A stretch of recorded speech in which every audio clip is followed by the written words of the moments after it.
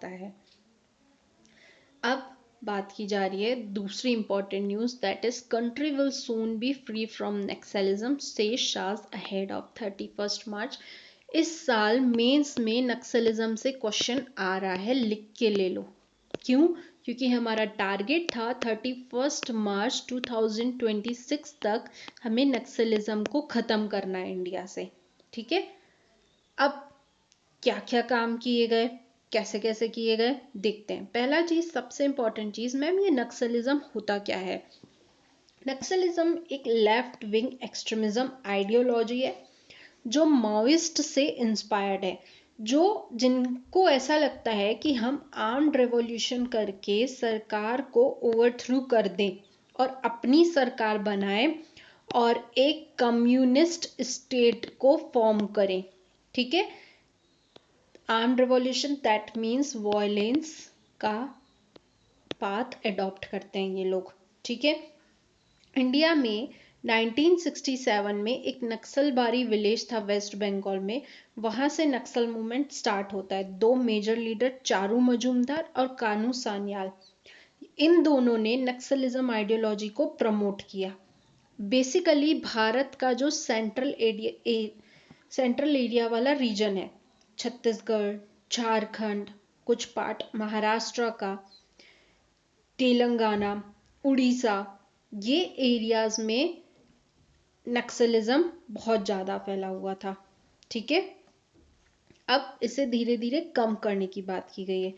पहले क्वेश्चन उठता है, मैम नक्सलिज्म फैला क्यों? पहला चीज, सोशियो इकोनॉमिक कॉजेस। आपने ट्राइबल लोगों को लैंड एलिनेशन कर दिया, दैट मीन्स जिन लोगों की वो लैंड थी उससे उनको निकाल दिया गया। ये शुरू हुआ था ब्रिटिशर्स के दौर से। ब्रिटिशर्स ने कई सारे लोगों की जमीन हड़प ली थी।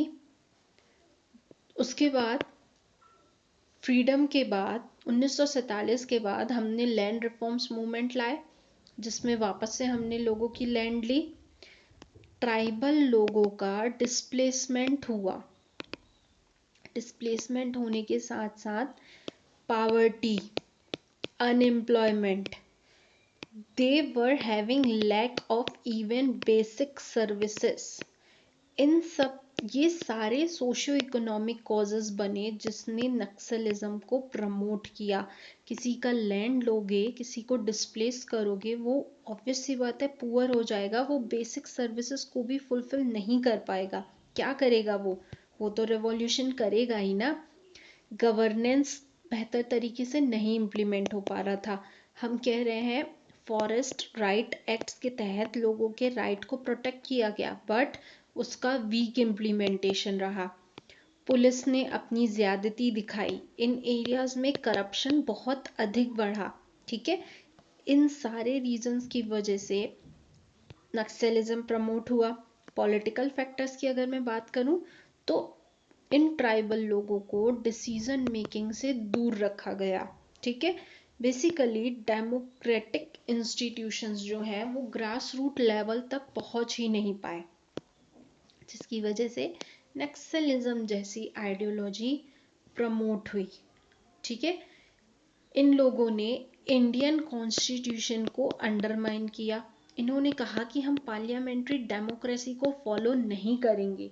गोरिल्ला वारफेयर, एम्बिशस जैसी टेक्निक इस्तेमाल की और इनका एक ही एम था कि हमें कम्युनिस्ट स्टेट को स्टैब्लिश करना है। लेकिन गवर्नमेंट ने कुछ पॉलिसीज अडॉप्ट की, कुछ रास्ता अपनाया। कौन कौन सा रास्ता, जिससे कि हम नक्सलिज्म से लड़ पाए? पहला जो स्ट्रैटेजीज अडॉप्ट की गई गवर्नमेंट के द्वारा वो थी कि इन्होंने अपने सिक्योरिटी ऑपरेशंस को इंटेंसिफाई किया। सीआरपीएफ के जवान, इंडियन बॉर्डर फोर्स, अलग अलग फोर्सेस को इन अफेक्टेड एरियाज में डिप्लॉय किया गया। ठीक है, टारगेट किया गया कि जो माओइस्ट लोग हैं इनका फाइनेंशियल नेटवर्क कहाँ से आ रहा है, इनके पास पैसा। ठीक है, जो ये अफेक्टेड एरियाज हैं जहाँ पर लेफ्ट विंग एक्सट्रीमिज्म है, उन एरियाज में इंफ्रास्ट्रक्चर बनाए गए रोड्स बनाए गए, स्कूल्स बनाए गए, ठीक है। इंटर स्टेट कोऑर्डिनेशन को बढ़ाया गया आपस में, जैसे छत्तीसगढ़, महाराष्ट्र, उड़ीसा, इन सब एरियाज में नक्सलिज्म है, बॉर्डर एरियाज में सबसे ज़्यादा है। तो स्टेट्स आपस में कोऑर्डिनेट करें ताकि कोई भी माओइस्ट स्केप ना कर पाए, ठीक है। साथ के साथ सरेंडर और रिहैबिलिटेशन पॉलिसीज को स्ट्रेंथन किया गया, ठीक है। सबसे इंपॉर्टेंट चीज नक्सलिज्म के बारे में जब भी बात हो, समाधान को लिखना मत भूलना। मीन्स में समाधान का फुल फॉर्म है, S means smart leadership, A means aggressive strategy, M means motivation and training, A means actionable intelligence, then dashboard based KPIs, harnessing technology, action plan for theater, and no access to financing। समाधान strategy को adopt करके हमने development measures लाए, infrastructure बनाया, लोगों को provide किया कि अगर आप सरेंडर कर रहे हो तो आपको मॉनेटरी इंसेंटिव्स दिए जाएंगे, स्किल ट्रेनिंग प्रोवाइड की जाएगी, लीगल एड प्रोवाइड की जाएगी ताकि आप वापस से अपना जीवन शुरू कर सको। इस तरह से हमने कोशिश की कि जो वायलेंट इंसिडेंट्स हैं, जो फैटेलिटीज़ हैं, जो अफेक्टेड डिस्ट्रिक्ट्स हैं, उन सब में गवर्नेंस को इम्प्रूव किया जाए और लेफ्ट विंग एक्सट्रीमिज्म को ख़त्म किया जाए। अमित शाह जी कह रहे हैं कि हमने अपने टारगेट के पहले ही लेफ्ट विंग एक्सट्रीमिज्म को ख़त्म कर दिया है।